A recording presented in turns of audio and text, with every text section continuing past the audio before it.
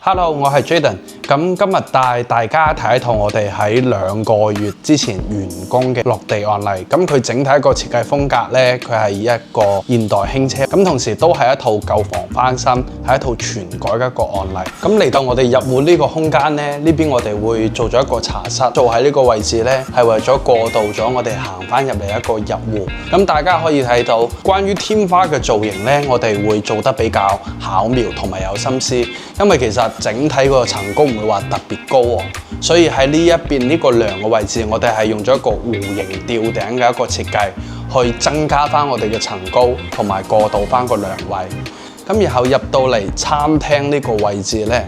呢一邊嘅話，我哋都係盡量將空間去保留翻佢，留翻個1.8米嘅一個大嘅過渡。咁同時候大家可以睇下關於我哋客廳呢邊呢一個設計。咁呢邊嘅話，我哋設計係做咗一個鵝蛋型嘅一個設計，可以將我哋嘅層高盡量保留翻。第二個嘅話，可以令到我哋空間嘅延展性會更加好。咁喺呢一套我哋會全部用晒護牆板去做，因為整體現代輕車嘅感覺佢會比較冰冷時尚啲，我哋就會用到啲護牆板木質調嘅元素去將佢調和翻。咁大家可以睇到，其實我哋喺呢一間我哋重點係將輕車啲點綴會放喺啲大理石嘅材質上面。咁嚟到呢一間房啦，呢一間嘅話係我哋嘅次臥。咁大家可以睇到呢個衣櫃嘅話，其實我哋係利用咗我哋轉角位呢個位置去做咗一個床頭櫃。我哋嚟到書房呢個位置，我哋都係盡量用翻啲飄窗位去做翻個收納功能。我用咗好多法式啊同埋中古嘅話，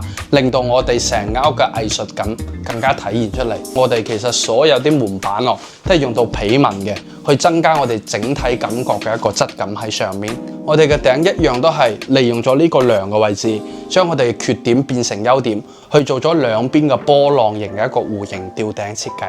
咁嚟到主人房呢邊呢，我哋依家係將衣帽間同埋主人房打通，去將佢變成一個大套間。入到嚟我哋主人房一個大套間，我哋係會用翻個壁燈掛畫去作為一個過渡。咁其實呢幅牆呢，佢係承重牆係揼唔到嘅，所以我哋就會利用翻呢一個留白嘅一個位置，將我哋一個缺點去變成一個整體效果一個亮點。咁大家可以睇到我利用咗一個飄窗嘅位置啦，做咗一個飾品櫃，咁佢同時後又可以兼顧翻我哋一個梳妝台嘅一個功能。咁然後我哋嘅櫃門咧都係用翻呢種鏡面玻璃去做，咁佢其實可以充當一個全身鏡。然後大家可以睇到，其實為咗中和翻啲大理石啊、不鏽鋼嘅一啲材質，我哋會用到長布啦，去令到我哋主人家更加好嘅放鬆同埋休息。咁然後嚟到我哋嘅第2 part 嘅衣帽間啦。咁其實呢個衣帽間咧，最主要就係針對翻我哋平時唔多用嘅衫，又或者我哋出到嚟要換浴袍啊呢啲功能性。咁嚟到我哋衛生間呢個位置啦，我哋係做咗一個隱藏式嘅一個軌道，將佢收埋喺個天花入面。主位入面啊，對比於傳統嘅平開門隔斷，因為呢邊個空間唔會話太舊，所以呢邊嘅話我哋係做咗一個1門2用嘅一個設計。咁我哋平時做現代輕車可以多啲用翻啲法式啊，又或者中古懷舊嘅元素，咁令到我哋整體嘅每一個空間更加係有設計感同埋格調。